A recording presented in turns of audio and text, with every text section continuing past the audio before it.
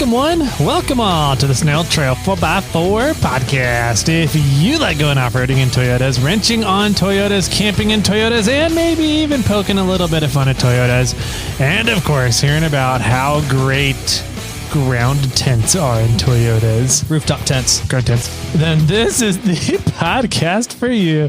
That's right, ladies and germs. My name is Tyler, and joining me yet again for another awesome episode of Snail Trail 4x4, I believe 384 today, is Mr. Snail Trail Jimmy Jet.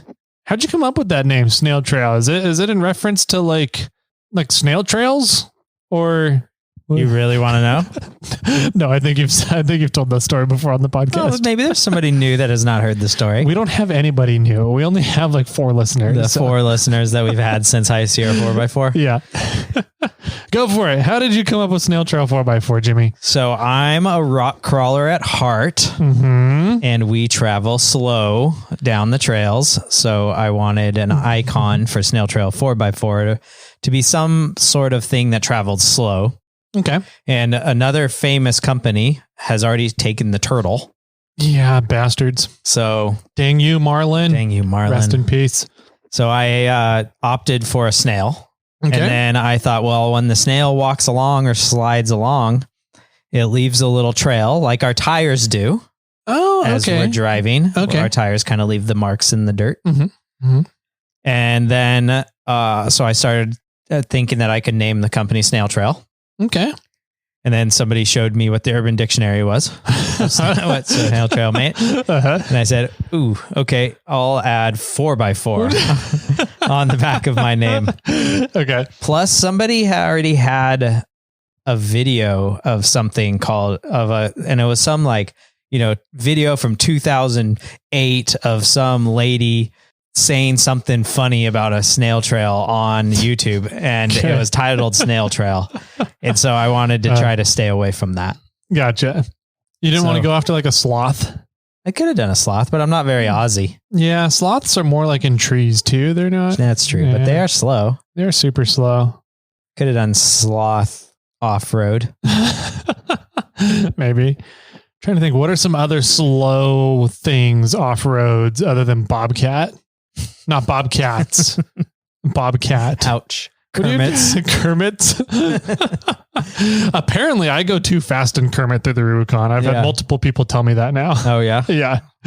Why are you going so fast in this trail? I'm like, it's normal speed for me. Just wait till you have links and coilovers. I know, right? You're going to be keeping up with the Ultra 4 guys out there. I'm going to go race Eddie. Yeah. At 2 a.m. Right. Bring it on, Eddie. Mm-hmm. I don't know what else is slow besides the fact that we're not getting to the point of today's episode. We have an episode today? Yes. We have Point Star episodes? Yes, we do. Okay, that's fine. This is my job here. My job is to derail the podcast as much as possible. No. You talk the most. And derail. Therefore, you are the one that does not derail. You talk about the points and I derail, and then you bring us back and talk about the main thing. What if I'm in a derailing mood today though? That's quite obvious. Okay, good. So we want to say thanks to Devos Light for donating the Light Ranger to this month's giveaway. If you've not heard any of this month's giveaway, you should check out episode 380. Where we interviewed Devos, and they talked about all the product development that went into that light system, which we both think is a really, really neat system that they have, and going to be a light. What did they call it? The Light Ranger? No, not that. The ecosystem. Oh yeah, They're light ecosystem. A whole ecosystem around that light system that they have, the Light Ranger. I've been talking to them a little bit, and I think I'm going to be getting one. You are? After all of this talk. Really? Yep. Interesting. Okay. I'll talk to you off air. Okay. Sounds good. I commented on one of their videos and sent them a picture, and I said, I love this video. You guys nailed it out of the park on this one. And then the conversation went down of me possibly getting one. So, nice. But we'll talk, I guess, a little off air about that. What else we got going? We've 500 reviews. We didn't talk about reviews last week, so we'll probably do reviews this next Thursday coming up. Yeah. And Not quite sure where we're at, but we're coming very close. I'm sure if we're not already there, we're probably very close. So get your reviews in. Once we hit 500, we're giving away a winch. Yeah.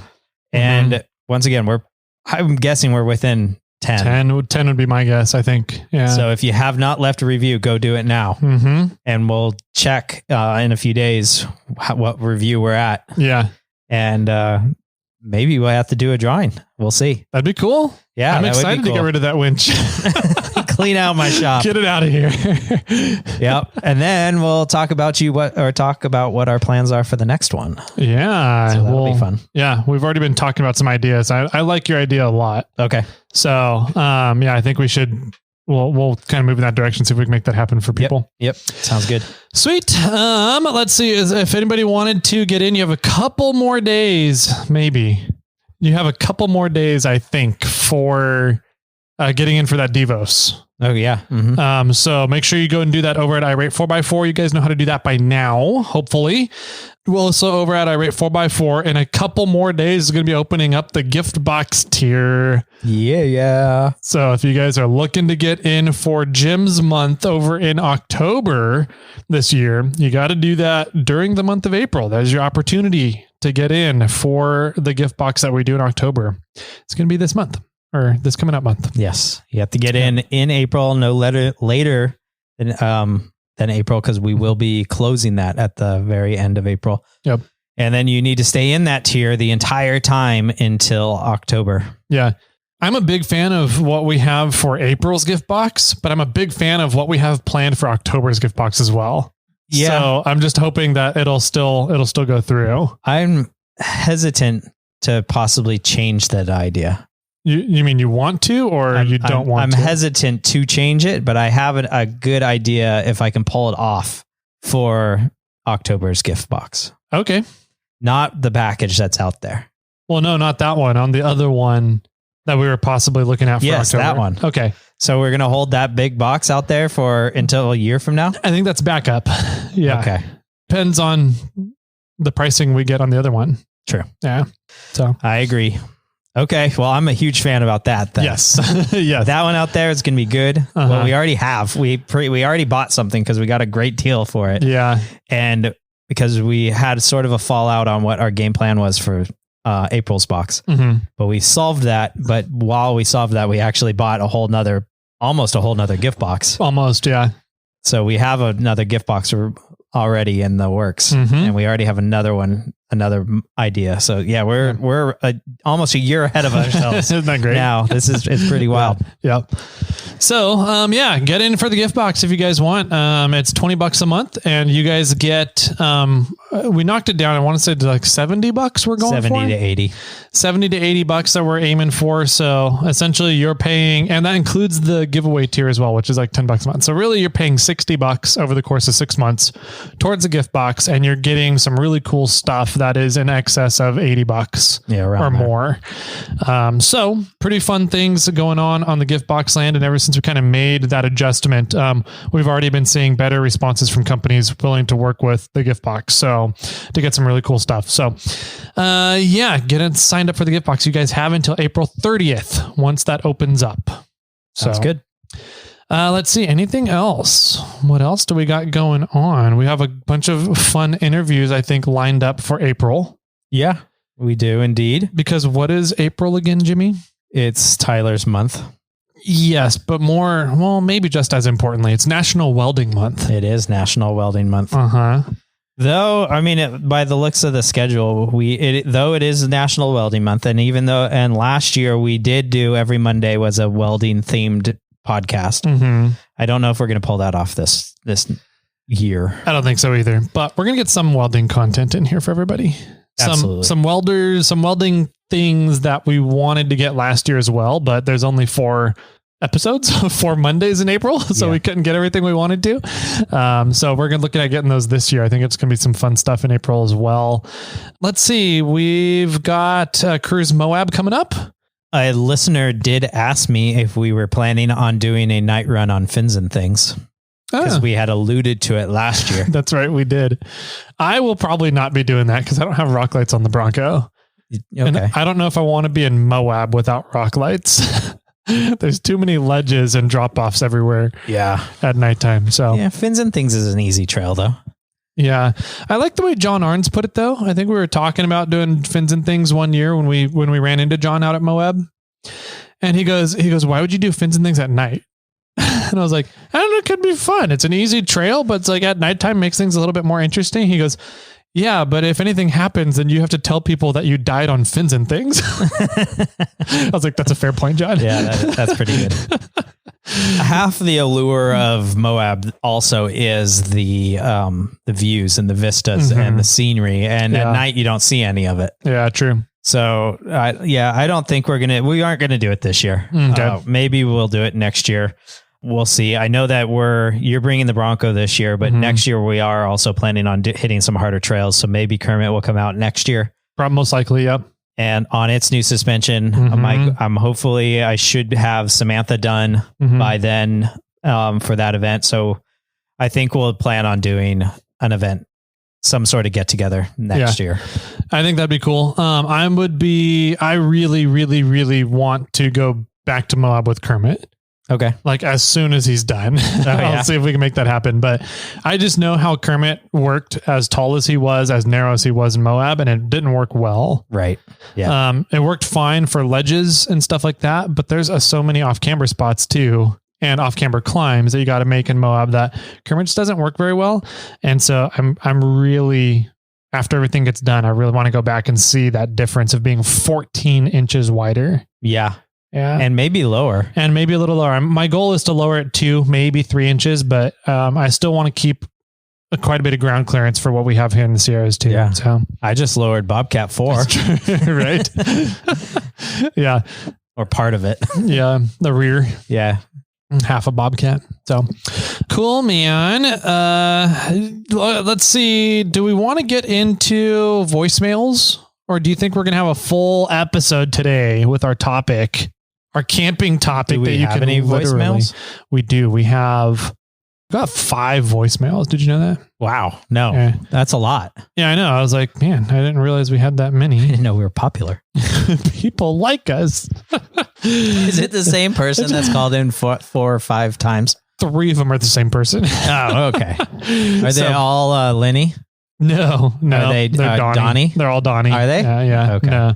No, they're not. They're somebody else. Okay. They're a 559 area code though. My hometown, home area. Let's go Fresno. Just kidding. There's nothing good about Fresno. Yes. No, Fresno. They named it correctly the first time. No, this one here. Let's do one voicemail since we have a fun topic for today. Okay. So we can at least get a long one out of the way here. This one looks like it comes in from Wheeling Wine and Whiskey. From the wine part, the wine crying. Yeah. It's the non-wheeling side of Wheeling Wine and Whiskey. The actual wine. Yes. All right. So let's hear from Chris. It's a long one here. So let's see what he has to say. Sweet. Hey, guys. This is Chris from Wheeling Wine and Whiskey. How you doing? I'm on a little bit of a road trip heading up to Reno to see my mom, and thought I'd use that opportunity to get caught up on your episodes. I can't believe how far behind I am. I must be 15 episodes behind. Anyway, I'm hearing a lot of stuff, and I just wanted to kind of give you some feedback. One of the episodes had you guys talking about Starlink, and how I think Jimmy was mentioning how you can look up in the night sky and see the line of Starlink satellites. They're like that. They stay like that for just a bit. After launch, that's how they look immediately after launch, and then they start to disperse, so they're kind of a mesh. And then the other thing you mentioned about his Yaesu radio, the FTM 400, about how his it's a dual VFO radio. How on the B side, if you will, the audio on his speaker is horrible. You need to look in your manual. The radio came with an adapter for the speaker output. I believe the speaker output, if you don't use the adapter, it thinks it's a stereo, so you have separate speakers for the A and B side. You got to use that adapter that came with the radio, with an external speaker to combine the audio. To check your manual on that. Hopefully, you still have it in the box that the radio came in. Anyway, just answering a couple questions. Hope you guys are doing well. I'll talk to you later. Bye. I'm pretty sure he called that in while he was waiting for the tow truck. Yeah, maybe. Because of his Dodge. Probably. Yeah. He was there waiting, sitting on the side of the road, figured he could call us. Maybe. Yeah. Let's see. So Starlink, the satellites. Yeah. I've said you could see them and it's interesting. It freaks everybody out. I didn't know they disperse and spread out anymore. Yeah. But that's kind of cool. I wonder though, if eventually once all the satellites are up there, if they're going to be that close together and that obvious. Yeah. Who knows? Also in regards to my radio, my FTM 400, I did find the adapter. I still had the adapter. I didn't throw it away, and I plugged it in and everything is working great. Nice. Yeah. Cool. That was good to know. It's a much better fit than the $4 one that I bought off of Amazon. And as soon as I plugged it in, I just swapped back and forth from a NOAA channel. I could totally hear that it was working great. And I wiggled it and shook it and tried to break it up a little bit. And it didn't break loose. So the adapter that it came with is exactly what I needed. Sweet. Sounds good. Well, thank you for all the feedback from everybody about that adapter. It would have probably taken us a while to get there. Otherwise, through testing everything and trying to figure it out. Yeah. And thanks, Chris, for reminding me that I haven't talked about that or closed that out. Sweet, man. So, all right. Well, then should we jump over to the main topic? Yeah, I guess let's head on over to the main topic today. It is a fun one. I think it's going to be interesting to compare and contrast mine and Jimmy's experiences here. Yes. Because I know that he swings one way and I swing the other way. We're not going to tell you which ways those are, though. I'm funny. Laugh, dang it. Anyways, thank you. Thank you. So without further ado, grab your favorite drink, grab your favorite snack foods, and we'll be right on back with today's campfire discussion. At 4-Wheel Underground, we don't do DIY kits. With 26 years of experience, we've designed and engineered suspension geometry for maximum performance and predictability on and off-road, so that you don't have to. Check out 4-Wheel Underground to find the best engineered Toyota suspension solutions at 4wheelunderground.com.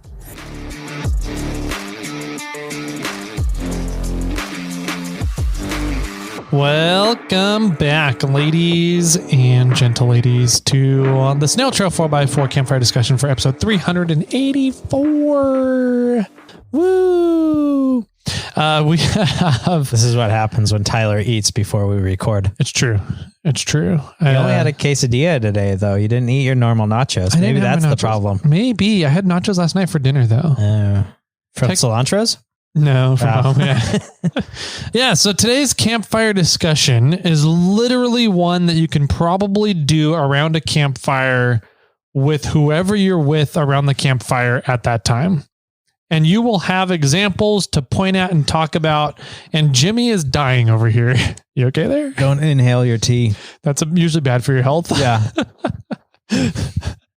I'm alive. Okay. That's good. Continue. Do you need to get a Heimlich maneuver? A hind lick? Yeah, we call. I'm surprised you caught that. Surprised you caught that. I said it that way. I was wondering if you were going to catch that or not, but no, I'm good. All right. I was going to say we can call Sean in. Okay. No, never mind. I do. Cuddle couch. Oh man. Yeah, man. So, topic today, you can probably look around at a campfire and see some examples of these and figure out, what is the debate all about? Why are you guys out around your camping area choosing what you're choosing versus the other people around your camping area? So today's topic is about none other than rooftop tents and ground tents. Which one's better? Which one is better?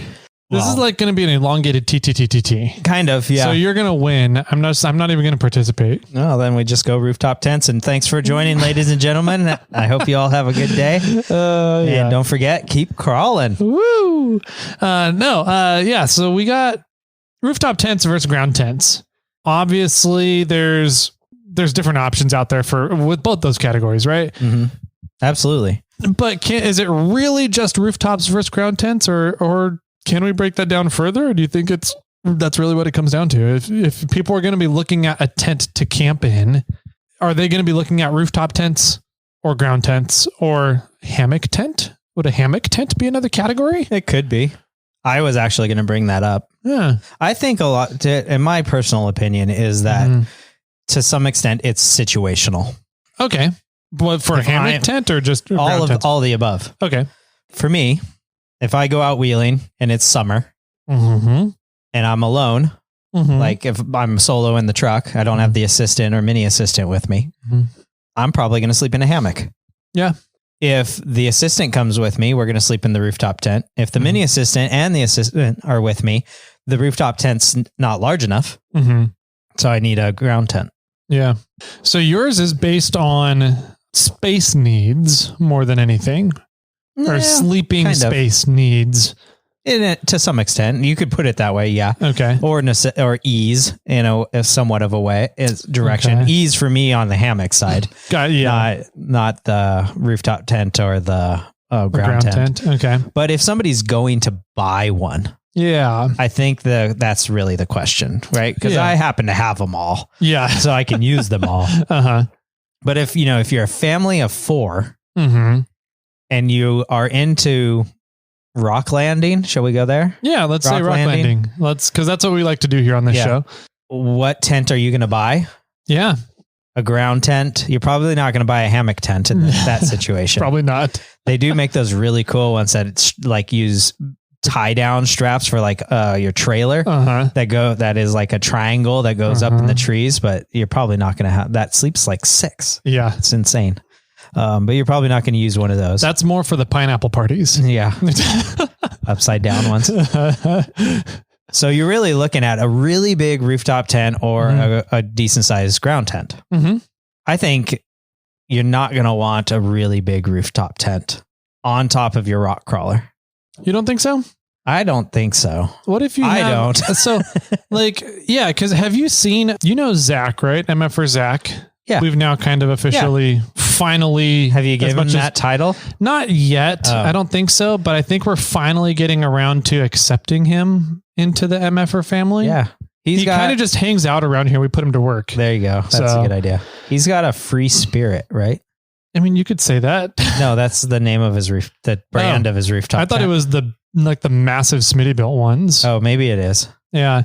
But it's it's a big ass tent. Like it's like 2 of yours. When it folds literally open. is. Yeah. And so, but it doesn't seem like it takes up a ton of space on top of his truck. No. But he also has like a bed mount like yours is. It's low. It's low in the bed, and it's in the bed of the truck rather than on top of the cab. It's a wannabe rock lander. Yeah, that's true. It's not he treats it's a second gen pickup. Mm-hmm. Tacoma on 35s. Yeah. Yeah. So, I mean, it's already a big and heavy vehicle. Mm-hmm. I'm thinking like on Bobcat. Okay. Would I want that tent on Bobcat? Or like maybe a buggy or something? Or maybe on top of a Samurai. A Samurai, yeah. Yeah. I think the tent might weigh more than a Samurai does. Maybe. Yeah. And that's sort of some of it, right? Mm-hmm. Now, there are a lot of benefits to a rooftop tent. Okay. Well, let's start. If people wanted to look at buying a rooftop tent versus a ground tent. Yeah. Let's start knocking this out in terms of benefits and drawbacks. Yeah, of course. So benefits to rooftop tent. What are some benefits to rooftop tent? I think one of the benefits is that you're off the ground. That's a big benefit. Yeah. And like, I'm not terrified of bears, but I really don't like bears. Mm-hmm. They're one of my like camping fears. Okay. To some extent. Mine are June bugs. Just FYI. Yeah. Okay. And I've been camping numerous times when bears have come around. I have never been camping when a bear's come around. Oh, it's really weird. I don't know I think it's because I don't know. I don't always go camping with the dog. So I don't know. It's weird. I just have never really encountered a bear while camping. There were dogs in our campground when bears came at Buck Island Lake. Okay. When bears came to our campground, the dogs were silent. Wow. They were probably like, that's a big fucking animal. I'm not saying anything. Yeah. You know, and so I don't know why, but I've not been a fan of bears, and bears are on the ground, and bears can climb, but they're probably not going to climb up a ladder to get into the tent. Yeah. Unless I have a lot of food up there. Yeah. And the ladder would probably break. I don't know. Anyways, they could probably jump up into the bed and then get up there. So I like being elevated. I like being off the ground, not for the aspect of I'm not on the ground, but more I'm out of stuff that is on the ground. Yeah. There's no, snakes that could get into the tent. No, little lizards. There's no, get your mind out of the gutter. No bears, no chipmunks, no, all these things that are on the ground that I'm now avoiding because I'm elevated. See, for me, having a tent on the ground, I'm not really necessarily worried about critters. What I worry about on the ground is topography of the ground. Yes. Like rocks, sticks, anything like that you just can't move out of your sleeping space. And any kind of weather that might come in. Yeah. Inclement weather on the ground sucks if you don't set up and prepare properly for it. And so being off the ground in snow, it goes massively long way to keeping you warm. And being off the ground, if it's raining, is a huge thing as well. So you don't have to build a trench around your tent and keep everything dry and keep water from going under your tent. Right. So I think being off the ground, in my opinion, is like the number one reason why benefit to a tent. And there's another big benefit to a rooftop tent that I like, but outside of that, that's kind of all that I see from them. And so I'm kind of curious where else you go with the benefits from from using one all these years. Yeah. I'll continue on with benefits, but I was going to say sort of a drawback about topography with tents, with a rooftop tent, is you've got to find an area large enough to put your vehicle. That's true. Yeah. Right. And then you got to make sure that your vehicle is level. That's also true. Then makes your rooftop tent level, where you can, if you have a ground tent, they're probably not as big as your vehicle.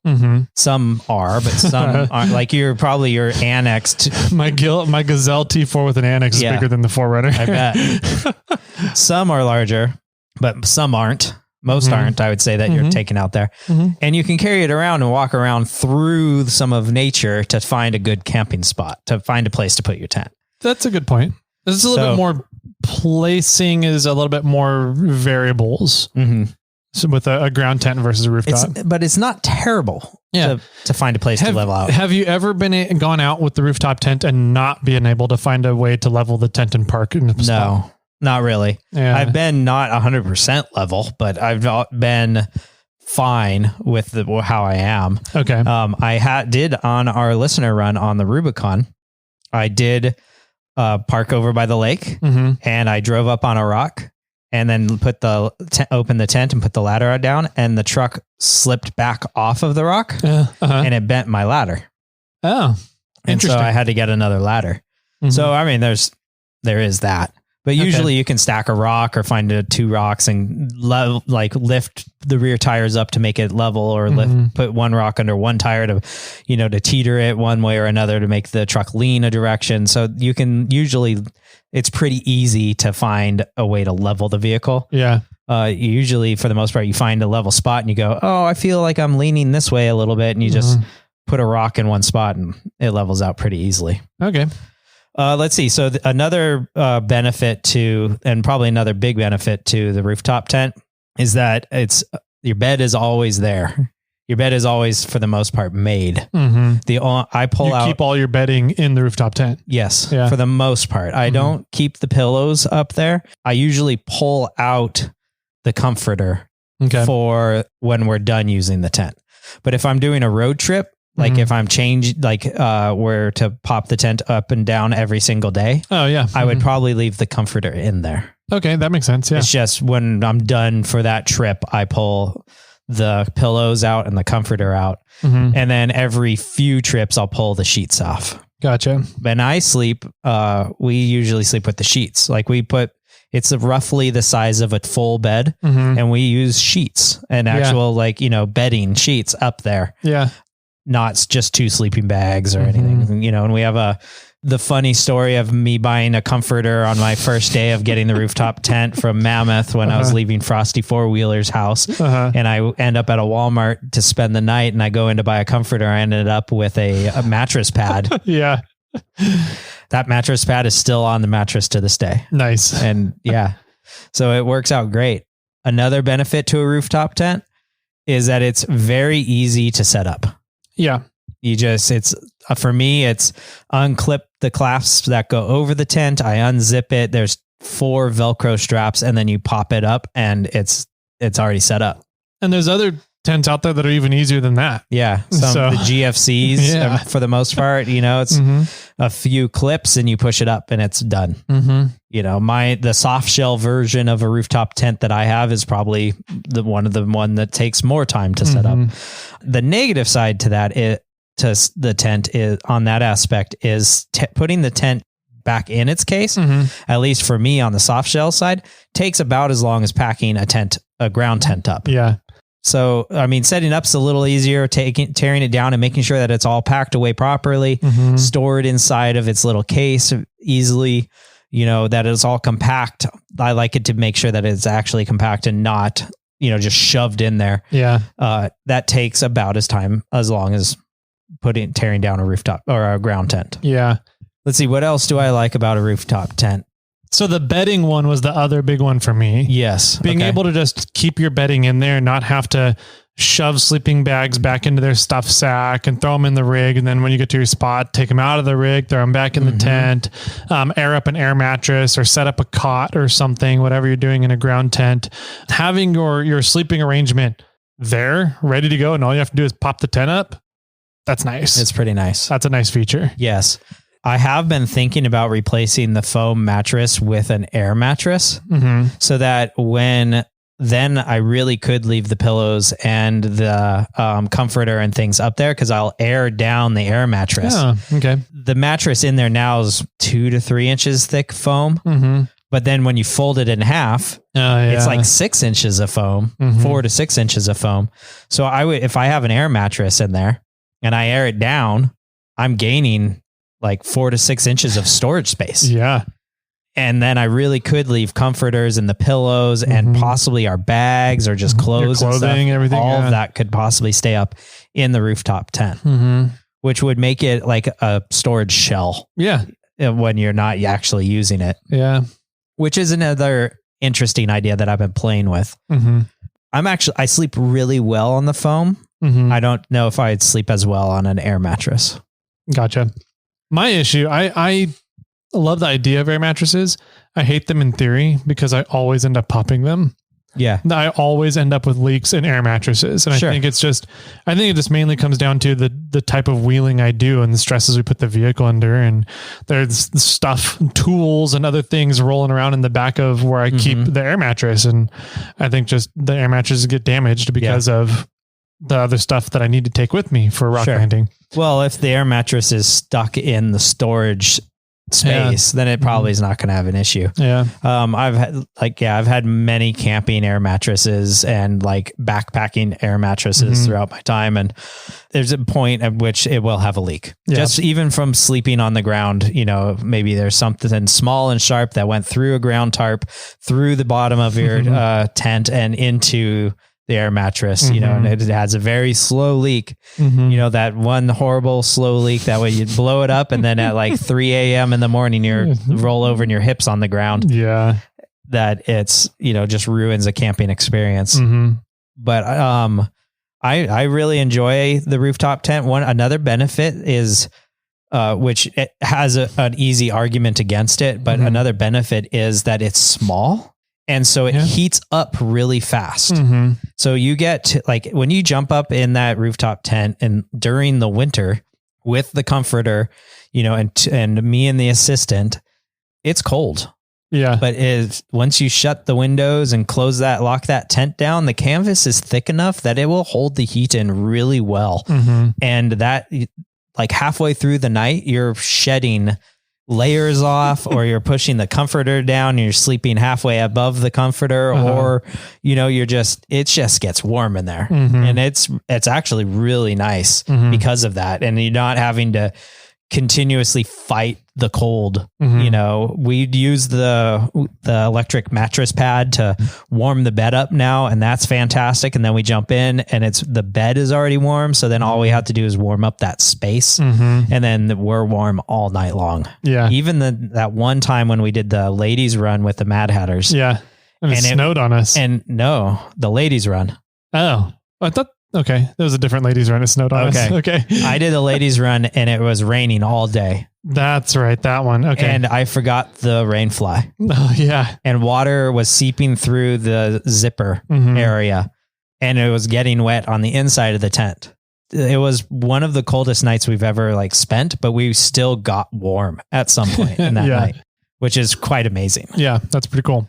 There's something to be said about smaller spaces. Like Hussman's tent is a super small space inside his tent, right? But it probably gets nice and toasty in there at night. Absolutely. Yeah. The easy argument against that is I can't stand up. Yeah. Which you're going to say and a lot of people care about that, and it's nice. It's a benefit. It's that's a bonus to some things, is to I can stand up and I can put my pants on. Right. That is nice. That's really what it comes down to. In the rooftop tent, I'm okay with sacrificing that for some of the benefits that I'm getting out of the rooftop tent. And that's really what it comes down to, right? What are some of the benefits? And because you're not going to I don't think there's a perfect system. Yeah, no, I don't think there is. You're going to have to give up something and compromise in order to get the things that you do value, that you do want. Yeah. Cool. So I like that. That's a good list of benefits to rooftop tent and things that you like about them. What are some things you don't like about the rooftop tent? I don't like how heavy they are. Okay.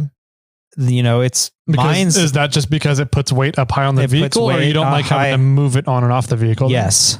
Okay. And it's both of them. Those are really the two biggest drawbacks for me. Okay. Is the weight's a little high on the vehicle, and I have mine on a low rack. Like the rooftop tent isn't any higher than the roof of my truck. So it's like a half rack or whatever you want to call it. So the weight is down as low as unless I put it straight across the bed, it's as low as I really would want it. And I move it from rig to rig to rig. I have a setup for Clifford. So if I'm towing and I need to spend the night at the tow rig, I can put it on Clifford. I have a spot for when I'm overlanding in the Tacoma, I can put it on that rack. And I have a rack for Bobcat for when I'm rock landing. Right. And I made the racks for Charlotte and Bobcat pretty damn similar. So it's actually really easy to move them back and forth. Okay. And I like the fact that I have racks for all three rigs. So now all I have to do is move the tent. Yeah. I don't have to move the tent and the rack, which adds, my tent, the racks are made out of 1.5 inch, 120 wall tubing, which they're not light either. I think I was going to say that it might be as heavy as the tent, but I think it's a little lighter. Yeah, but it's still up there a little bit. Yeah. So those are my major ones, is the weight of it. I can think of one big major benefit. That's really the main reason, the second reason why I refuse to get a rooftop tent. And that is? You can't, it sucks to have to break down your camp each day if you want to go wheeling. That's true. And you just reminded me of another one. If you have to go to the bathroom in the middle of the night, you have to hike down a ladder. To get out. Yeah. Or if you have too many adult beverages in the middle of the night and you puke on your shoes in the bottom of the ladder. Then you puke on the shoes at the bottom of the ladder. Don't ask me how I know that. Dylan. I think we can still blame Dylan for that one. It's all his fault. Not hanging out with that guy ever again. When's the next Beer Wednesday? I know, right? That's sort of a negative one. We need to do another listener snow camping trip. We should. Yeah. That was a lot of fun. Yeah. The packing it back and forth, but I think that's a drag with either tent. Yes. You have to pull more gear out of a ground tent. Yes. But the thing 100%. And if I did more trips where I was going in and camping one night and then moving on the next day to the next campsite and then moving on the next day to next campsite, then I think a rooftop tent would be awesome for that. But it seems like a lot of the rock landing that I do, I'm going and setting up a camp in one place, Right. and treating it like a base camp scenario where I'm then going out to different places and then coming back to that camp for that night. Absolutely. And I feel like that's more of the rock landing that I personally do. Right. And so I'm like, I don't want to not have to. Yeah, I don't want to skip the RTF loop today because I'd have to break down my camp in order to go do the RTF loop and then come back, set it up. You have to think about when you're going to make camp, because if you want to go out on a night run, then you have to pack your tent away. Yeah, that does suck. That's true. I'm not really a night wheeler so much. I mean, I have night wheeled, but I'm not like, James, let's go. I mean, James just showed up at the warehouse right here and we just said it once. Yeah, right. Night run. So I'm not that's like not my forte. And so a lot of times I use the fact of the rooftop tent to, as an excuse. Jimmy Jet. No, I can't go, guys. I don't want to pack my tent away. It's already set up. Sorry. I'm going to sit here and drink beer by the fire. Or you go right along with John and his CJ. Yeah. Yeah. That too. Not in John. That'd be a different ride along. Yes. that as well. Right along with John. Yeah. I mean, and so that does suck though. You are right. And I wasn't thinking of that if you have a base camp and you're going out every day to go wheeling somewhere, that is a pain in the butt. I've even thought, like maybe I should get a trailer. Oh, like an off-road trailer? But I wouldn't use it for rock landing. I'd use it for overlanding. Gotcha. Okay. Sort of less aggressive than yours, but still like a Toyota, truck bed trailer that I can put the rack on and put the tent on that.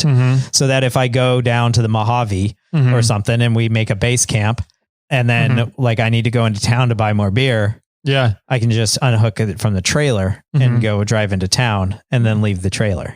Yeah. Well, soon you'll be able to just have Amazon deliver your beer by drones. That'll be awesome. So I'm down for that.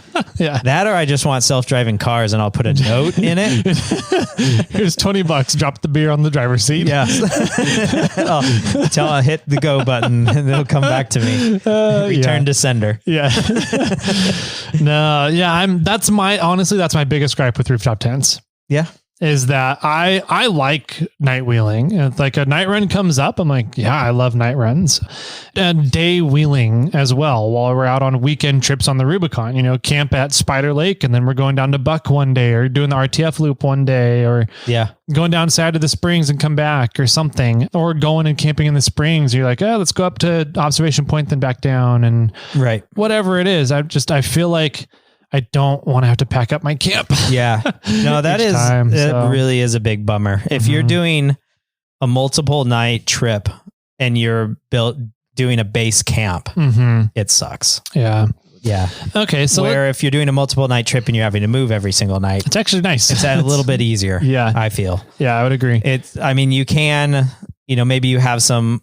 Isn't Hussman's tent like that one that you can just throw out and it automatically pops up? Yep. See, that one might be easier than the rooftop tent, but it's not if you have more than one person. I don't know. Does that one even fit two in it? Tight. It would be tight. Yeah. It'd be a cuddle fest. Which isn't an issue for some people, but I think it depends on the type of tent you have and how it's set up. Yeah. Now, some of the negatives to ground tents though, there's quite a few, in my opinion. I would agree. There's quite a few, and I think that there's ways to solve them. Well, sure. There's ways to solve all kinds of things. Yes, but you can't solve packing up your camp each day. I could take the tent off and put it on the ground. Okay. Solved. I can hang it in the top ground tent. Yeah. Have you seen that rooftop tent that's on a hinge off of your trailer hitch? No. And so it's on edge. Okay. On your trailer hitch to the back of your truck or forerunner upwards, right? And then when you get to camp, you lower it down to the ground and then you pop the tent. Huh. I have not seen that one yet. I'm like, you just bought like $1,000 ground tent. Yeah. That's what I'm thinking in my mind. It's easy to stow it away. Like what? I don't get it. That is pretty funny. Yeah. So let's talk about ground tents. Yes. Real quick. Let's burn them. So, the big benefit to me with the ground tent is base camps.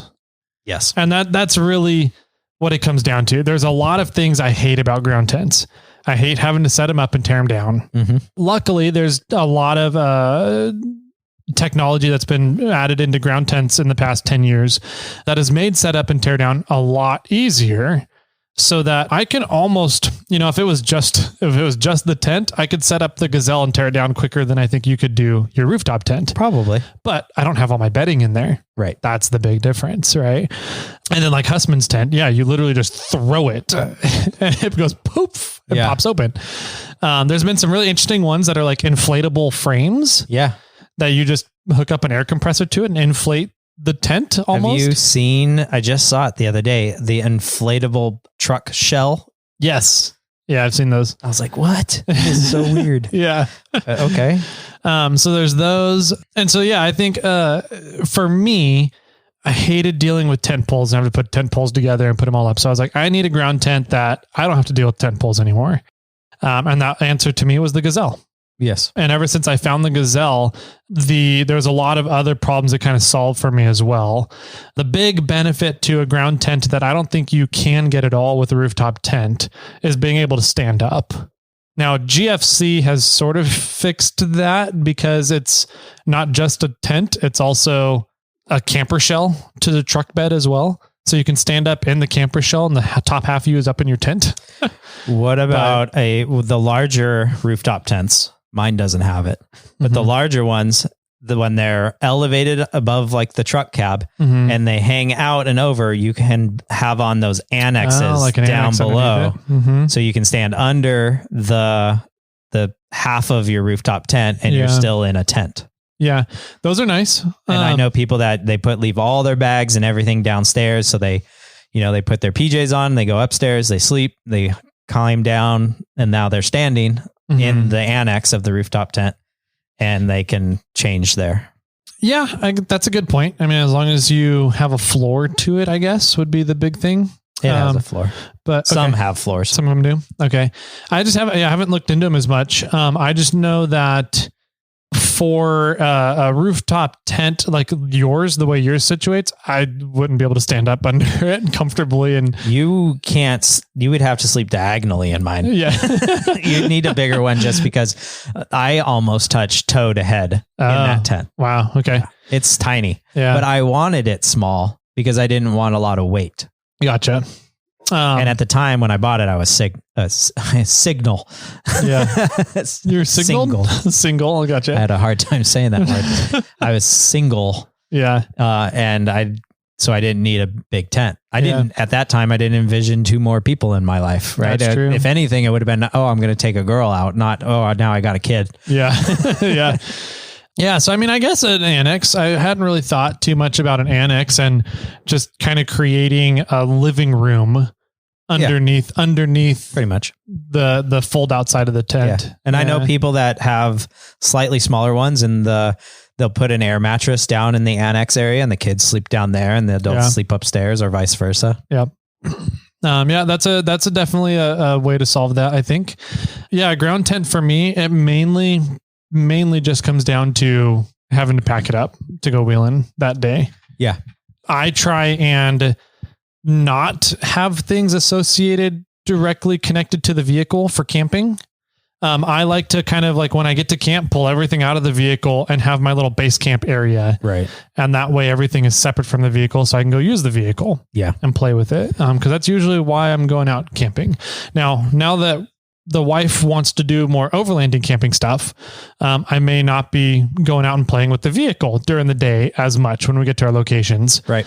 But I think that's really where the camping trailer comes in. Yeah, I think that's perfect. I mean, here you are about to go on this trip to Moab, right? And you're going to tow the trailer behind you. And, if you do happen to stay in one spot for multiple days, you can drop the trailer and then go off. Yeah. And drive like, I'm going to go look at the Grand Canyon today. Yep. Or whatever. Then come back to base camp. Yeah. It also, the trailer makes it nice because now you don't really have to set anything up. I mean, there's a little bit of setup, but you're like, the bed's already made. It's almost like a rooftop tent on wheels with a kitchen. Yeah, exactly.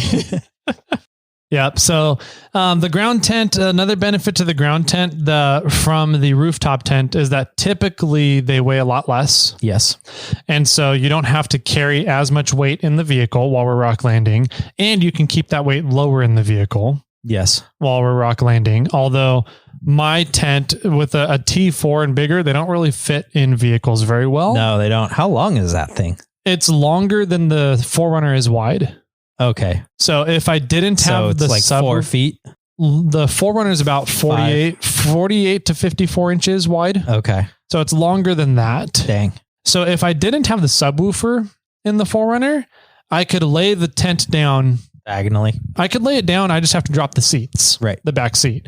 Cause that's how Rod Littleton does his. He has a T4 that he takes, when he goes off-roading, and he just drops it. And then the tip of the tent ends up like right at his center console in between the driver and passenger seat. Oh, got it. Okay. And I was like, yeah, I have a subwoofer. I can't in the middle of all that. I'd have to relocate the subwoofer, do something different with it.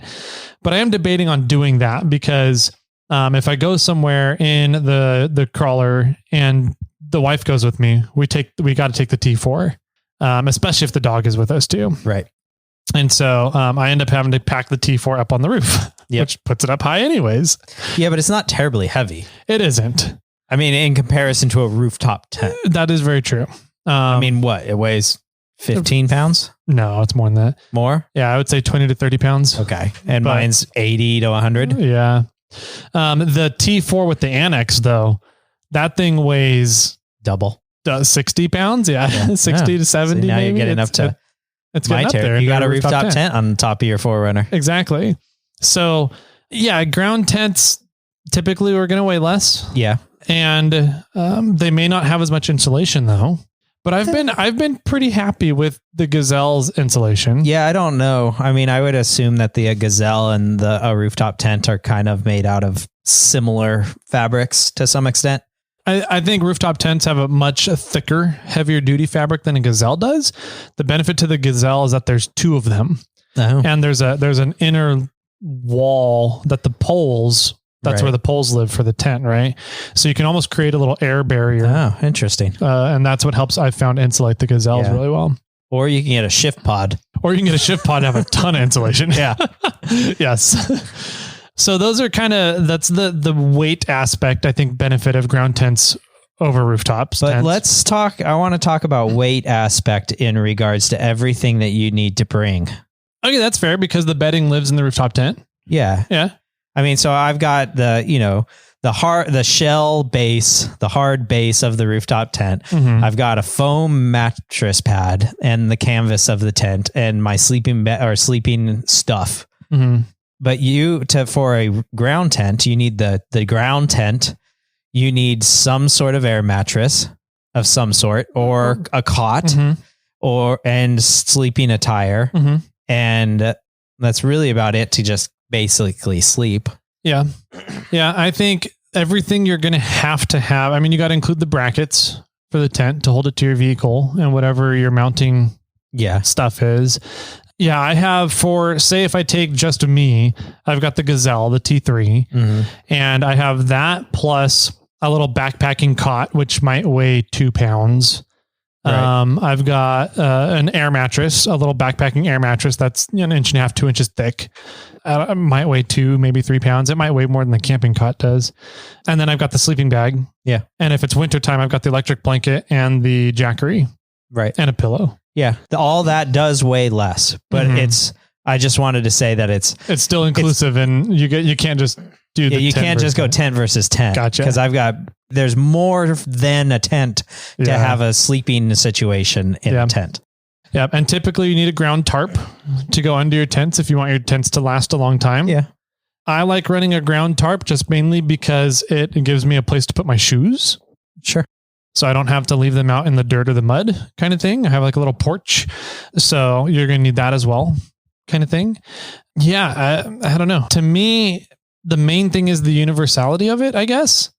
And being able to easier take it between different vehicles and then being able to use the vehicles during the day. Yeah. I think that's really the biggest part that I can't see feasibly getting away from with a rooftop tent. Sure. Yeah. I 100% agree that making a base camp is near impossible with a rooftop tent. It just sucks. Mm-hmm. If you're going to go out and do anything, you got to take your camp down. Yeah. That does drag. Mm-hmm. If you're doing multiple nights or you're not driving any other times and I don't know. I like it. I like the fact that, I mean, I've slept better in the rooftop tent than I ever have in a ground tent. Yeah.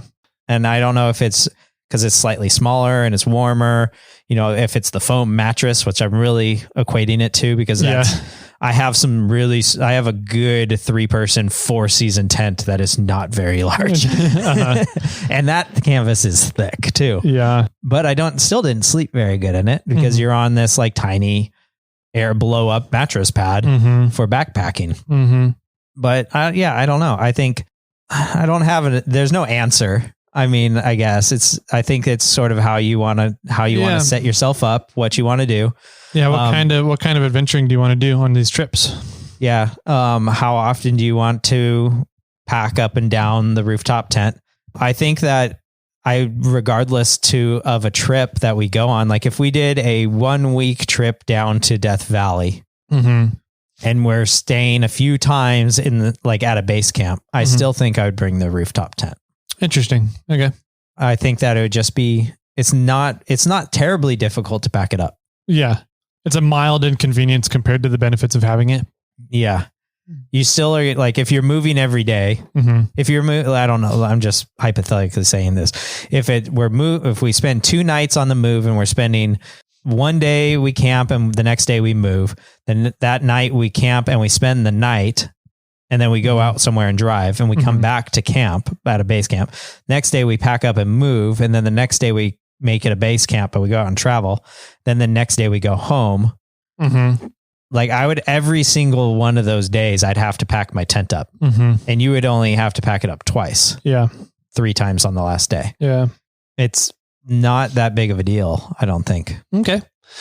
I mean, I wouldn't pack up as easily as neat as I normally would if on the last day. Like I would probably grab my comforter. Well, actually I'd probably leave the comforter in there and probably just shove it all in. Pull some of we usually don't even put our bags up in the tent because the tent's so small.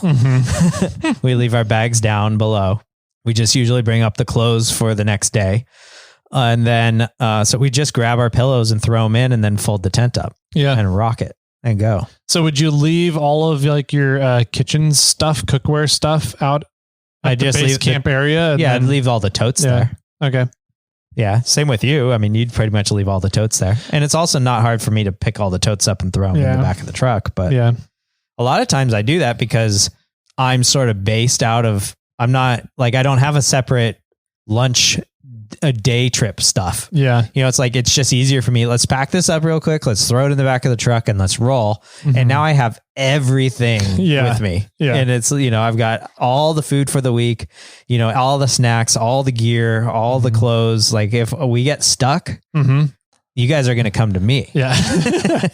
True. Yeah. So, and it's not I don't know, maybe we just don't unpack a lot. Maybe that's sort of the route or the rut that we've kind of gotten ourselves into. It's like, we know we're going to have to pack this up again. And so we're only pulling out, like I'll pull the 2. A lot of times the way I pack, if you open my tailgate, I have the refrigerator on the right. I usually have water on the left or a random bag or something. That's kind of an open space in my situation. So I'll pull whatever's on the left out. I'll pull the fridge off and I'll put it on the ground. And then I have 2 like big, they're Craftsman, but they look like the Rubbermaid tubs that everybody uses. I can pull those out. One's for camping and one's for kitchen. Oh, the food box is the other one on the left. Okay. Because I want to be able to get to the food or the fridge. And if it's underneath the rooftop tent, I can't get to them. Yeah. So, and I'm actually considering condensing my camping and kitchen totes as much as I can this next season. Okay. Because there's more in there than I don't use everything. Yeah. There's a lot of the stuff that's like for that one time somebody asked for that one thing. Yeah. It's in there. Yeah. And I don't need it. It's like I have 3 hammocks inside of one of those totes. That for that one time that all 3 of us want a hammock. Yeah. Which has never happened. And then I just throw it all back in. Mm-hmm. So it's not hard for me. I don't know. Maybe I've just gotten into this system that works, and that's what I like. Cool. I like it. I think it's a good kind of discussion there about, what do we do? What are we doing? Hopefully can spark some ideas for people out there. Yeah. If anybody has, other feedback that we missed, I think you guys can call in. The biggest benefit is having your bed already made. Yeah. Because if you're doing a long road trip and all you have to do is flip that tent open to go sleep, that's great. Yeah, that is nice. Yeah, on long road trips for sure. So I don't know if I didn't have the camping trailer and with the wife wanting to get into more overlanding with the Bronco, then I would probably look at putting a rooftop tent on the Bronco somehow. But since we have the trailer, it kind of serves all the purpose. It serves that purpose. So if you were going on this Moab trip and you didn't bring your trailer, you'd have to bust out that entire every single day. You'd have to pull out your kitchen. You'd have to pull out everything and make the tent and pack the tent up and, do that every single day. Well, yeah. I mean, when we were talking about putting this trip together to Moab, we weren't even talking about camping. Right. We were just going to find hotels. Yeah. Because it sucks to have to pull that out and move every single day. Right. So, but I was like, we have the trailer. Why don't we just find some dispersed camping spots along the way? That way we're not tied to a specific location each day. Yeah. We can travel at whatever pace we want to travel, see what we want to see on the way. And then when we get to Moab, we get there. Yeah. I think it's a good mix. I think what you're doing is I think it's a great idea. It's like, we'll stay in a hotel in Vegas, but then we'll drive into the middle of nowhere. And then maybe we'll stay in a hotel in St. George and then we'll drive to the middle of nowhere. And yeah, I think that'll be fun. And I think it's a good mix. And you already have everything in the trailer, which is I think a trailer is a neat idea, not rock crawling. Yes, 100%. Those people that rock crawl with trailers, power to you guys, man. I would not want to do it. Yeah. And maybe I enjoy trying more of the technical lines and I wouldn't want to do that with a trailer. I would just have to I feel like I would have to go on the easier lines because as soon as you get stuck and you have to reverse, you're screwed. In my opinion, you're screwed. It's like you can't reverse in a rock crawling trail with a trailer. Yeah. Like what? Dave McKinney is probably laughing his ass off right now. Yep. They take trailers out, don't they? Yep. Yeah. They're Traeger trailers. Yeah, that's right. Yeah. But yeah, I don't know. I had a trailer and I was rock crawling. I would just do the basic lines so that I never had to go backwards. Yeah. And I don't feel like the banging, constant stop and start and banging of the trailer on your hitch, it would be any bit of fun. No. Yeah, that would be my big concern with rock crawling trailers and the backing up part. Yeah. But overlanding, I think a trailer is an excellent idea. I agree. I think that we could do it. We're moving into a whole nother episode now. Tents versus trailers. Yeah. Right. I like the fact that you can drop the trailer and you can use your rig. I also like the fact that you can tow more in a trailer than you can in your truck bed. And it's easier on your truck to pull a trailer than it is to weight down your truck. Yeah. So I don't know why trailers aren't more prevalent. Because of their pricing. Well, that's true. Yeah. They are freaking pricey. Yeah. But to make a truck, like a truck bed trailer, it can't be that much. It just takes a lot of time and you got to be creative with figuring out what you want to do with it. I think that's the big problem is when it comes to making a trailer and building one, all the different options you get into option clutter, whatever decision. Yeah. Not able to make it. I don't remember what we called it. The Japanese have a good phrase for that too. Yeah. I don't remember what it is, but you can't build the trailer because you're like, I don't know. There's so many different ways I could do this. And you don't make a decision on it.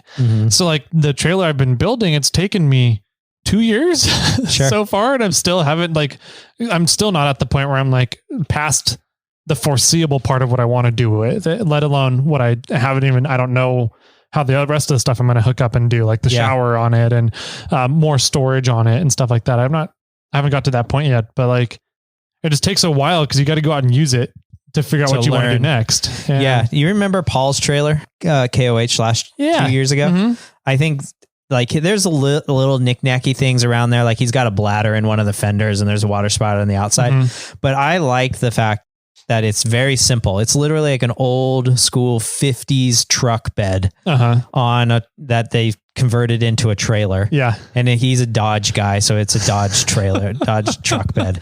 Does it break down too? The trailer falls apart all the fucking time. Yeah. No, I don't know. The few times I've seen it out, it's been fine. But it's very basic, and that's what I like. It's literally just the truck bed. So he has this 6-foot bed, and then it has a rack for a rooftop tent. Yep. And he loads it as if I would load my truck and I go out traveling. Yeah. And that's it. He just has a bunch of totes in there. He pulls the totes out and he makes it. Then he makes his kitchen right there at the base of the truck. His tent, he can crank it higher. Yeah. So that he can pop it out and put the annex down below. And so I don't even know if I would go that far for the most part. I think it'd be nice to have an awning. Yeah. But like, I like the very simplistic way that trailer is done to start. Yeah. Then I'd be like, I could build a drawer system here. I could put extra batteries down below. I can put a water bladder underneath and put a pump in there, and I could then outfit it. But I think if I were to get a trailer and go that route, I just get a truck bed and put my rack and rooftop tent straight on that and go. Yeah. And then I could drop trailer and drive the truck. Wheeling, yeah. Yep. I like that option a lot. So cool, man. I think good discussion, fun one, fun ideas for everybody out there. So if you guys have some ideas, give us a call. Let us know what they are. You can also reach us over on the Grams, over on the Facebooks, over at Irate 4x4, emails, lots of different ways to do that. So you guys know what those are by now. If not, we got lots of other episodes you can go listen to and figure out what those ways are at the ends of the episodes. So yeah, I don't know. I love the idea of rooftop tents. I want to be able to go easily wheeling during the day or night and not have to pack everything up. And that's really, I think, the only thing it comes down to. I think I've dealt with ground tents because I can't find a feasible way to drop a rooftop tent, or you need that hitch receiving one. That's right. Oh man, that's funny. Along with ways to get a hold of us, I do want to make a small announcement, or just shout out, I guess, of don't forget that we have merch and stickers and koozies all on snailtrail4x4.com. So if you want to get a t-shirt or sweatshirt or a Jeep Trails shirt or koozies or bypasses. Jeep bypasses shirt. Yeah. All that is on the on the snailtrail4x4.com page. There's also links to Morphlate there, snail armor there, and we still have some Gear Wrench tools on there. Nice. Cool. Some fun stuff you can find over at snailtrail4x4.com. So I guess without further ado, Jimmy, Jet, any final words for everybody out there? Rooftop tents rule. And with that, my friends, keep crawling.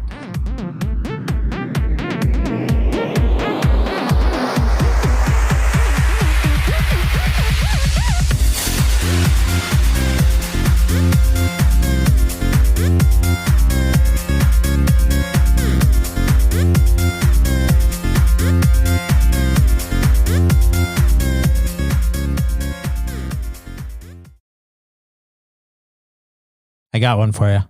Ready, bro. What do bears call campers in sleeping bags? Oh, I know this. Pigs in a blanket. Soft tacos. Soft tacos. So how I've heard it. Oh, that's funny.